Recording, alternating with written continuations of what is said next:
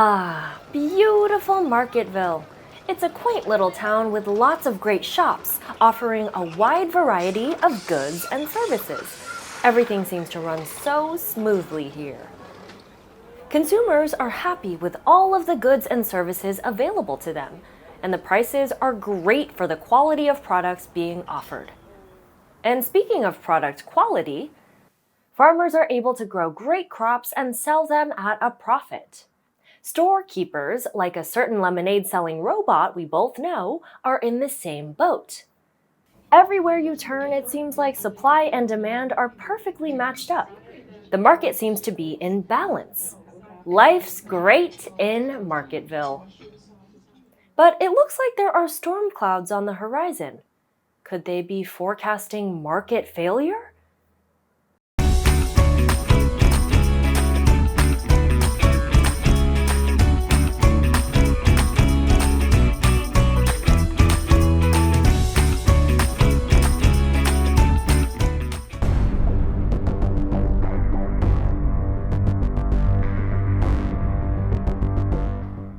Now, before we get too deep into the lesson, we're going to do a visualization exercise. Close your eyes for a moment and think about what you think the term market failure is describing. Okay, now that you've tried visualizing market failure, pause the video, go to your PDF, and write, sketch, or mind map what you visualized. There's a pretty good chance that when you tried to visualize what market failure might look like, you pictured things like businesses closing, people out of work, and other serious economic problems. After all, failure is a pretty loaded word, and we have ideas about what it means to fail. Before we even get into how economists define failure, let's talk about how they define success. For economists, success means that the market is in equilibrium. Remember that term from earlier in the course? What does it mean? At a given price, the demand for a good or service is equal to the supply of that good or service. Producers sell everything they make, and all the consumers that wanted that good or service were able to purchase it. Because of this, there is an efficient allocation of goods and services. But does market equilibrium take into consideration all the costs associated with economic activity? It certainly doesn't measure the social costs of economic decisions or the impact of economic choices on third parties. This means that the market price of a good or service doesn't necessarily match the true cost of producing a good or service on society, leading to resources being misallocated and inefficient outcomes. This is what we mean by market failure. When markets fail, large parts of the population are negatively impacted. But what does this look like? Let's say that Mia has set the price for her lemonade just right, and there is market equilibrium for the product. She's happy because she's selling all of her lemonade at a price that helps maximize profit. Her customers are happy because the price is perfect for the lemonade. But Mia's neighbors are annoyed that there are always people hanging around Mia's store, making it hard to get around. Plus, now that there's a lemonade stand, all of the trash cans fill up quickly and used cups end up on the ground. For the people living near Mia's stand, all of this is costing them peace of mind. While this might not seem like a momentous problem, it does represent a market failure because a third party, Mia's neighbors, are harmed by the economic activity of Mia's shop. Okay, let's take a minute to check in. A popular musician is performing a concert in your town. Tickets sold out months ago, but unfortunately, not everyone who wanted a ticket was able to get one. Your friend is telling you that the market for these tickets is working just fine. How can you explain that the market actually failed? Pause the video and record your answer. Well, While the artist or concert venue might have benefited from current market conditions, the reality is that the demand for tickets was higher than the supply, meaning that there was an inefficient allocation of tickets.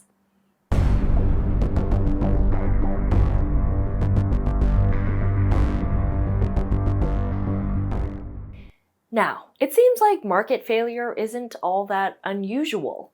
So the question isn't really, will markets fail, but more, when will markets fail? And what would that failure look like? To answer those questions, we need to look for signs that some people are not satisfied with how the market is operating. One sign of market failure is when economic activity impacts people who aren't involved in the transaction. Economists call this impact externalities. Let's say a factory produces a lot of toxic chemicals when they're making a particular product. It costs a lot of money to dispose of these chemicals properly, so the factory owner dumps them in the nearby river. The company does this because it is a cheaper option, and consumers are okay with it because it means they can buy the product for a lower price. But other people in town are understandably upset because this pollution is going to harm their town. Another potential sign of market failure is a lack of public goods. These are those goods and services that aren't profitable to produce, but are often essential, like parks. Using land to build a public park instead of a shopping mall is really unprofitable. Definitely an inefficient use of resources and a market failure. But it does benefit the town as a whole. Finally, one of the most obvious signs of market failure is a lack of competition. One firm or just a handful of firms producing a good or service is more likely to lead to dissatisfied stakeholders. If you can only get shoes from one store, you're probably going to end up paying more money for a lower quality product. Your town has a stretch of Main Street that is full of potholes and badly in need of a traffic light. Why would this be considered a market failure? Take a second to answer the question in your PDF. Well, because the roads don't generate much, if any, profit, they may not be taken care of, like in the case of Main Street. However, this neglect can lead to costly accidents and repairs, impacting the town's citizens.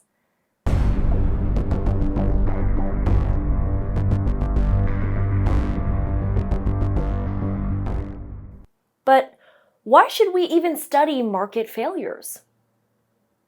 Well, these market failures can have impacts beyond just economic issues like price and access to certain goods. They can impact our health and safety. Think about our earlier example about pollution. Dumping toxic chemicals into rivers and lakes can make drinking water unsafe for citizens. And if market failure is bad enough, it can upend political and social structures, throwing nations into turmoil.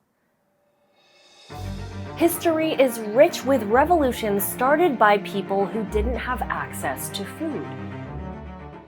Studying market failure, analyzing the causes, and working through potential solutions can help improve outcomes for the stakeholders in a market. Plus, when markets fail, many turn to the government to help solve the problem. Supporting candidates like Mabel Marketforce, Commander Carl, and Balanced Bridget can have a huge impact on how the government responds to market failure, or if the government responds at all. It can also help us make decisions about who should represent us in government. After all, if we want to avoid companies polluting our environment, we need to ensure that we elect leaders who will work toward ensuring businesses properly dispose of toxic chemicals. One last check-in.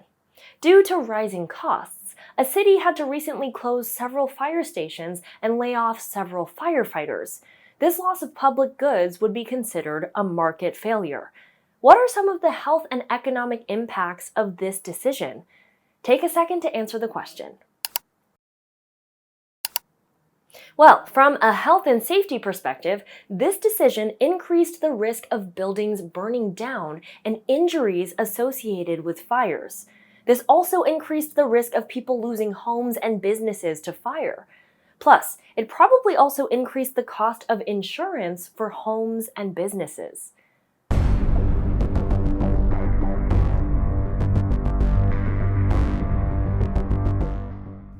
Okay, let's take a moment to recap. Market failure occurs when goods and services are allocated inefficiently in a market. This results in different stakeholders being less than satisfied with market conditions. All market economies will experience market failure at some point, whether it is caused by externalities, lack of competition, or issues with unprofitable goods being supplied in the market.